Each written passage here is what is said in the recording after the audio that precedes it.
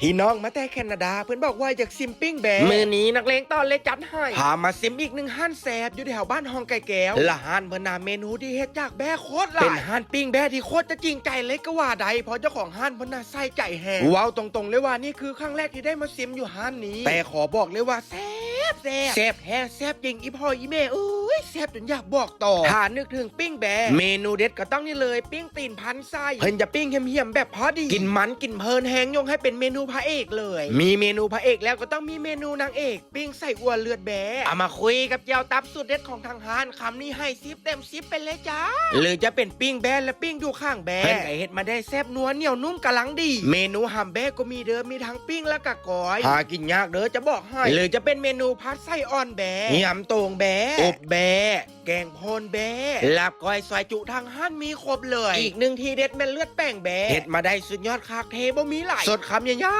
ๆกินกับผักกับนี่คักสุดเมนูอาหารแต่ละอย่างเพิ่นเฮ็ดได้แซ่บและก็เป็นเอกลักษณ์ดีทั้งแจ่วเพี้ยและแจ่วตาเพิ่นเฮ็ดมาได้เข้มข้นแฮ่ใครมากินแจ่วนี้สดเป็นสดผู้แล้วพี่น้องเอ้ยบ่เสือละพากันไปลองซิมเบิ่งนะจ๊ะร้านปิ้งแบะปิ้งเป็ดสร้างเพื่อตั้งอยู่บ้านห้องไก่แก้วอยู่แถวเซ็นเตอร์พอยต์หอยแครงกันข้ามกับร้านอาหารต้นหาดเปิดให้บริการวันจันทร์ถึงวันเสาร์ปิดวันอาทิตย์เวลา 2 โมงสวยจนฮอด 12 โมงกลางคืนเลยเด้อพากันไปซิมนะจ๊ะนักเลงตอน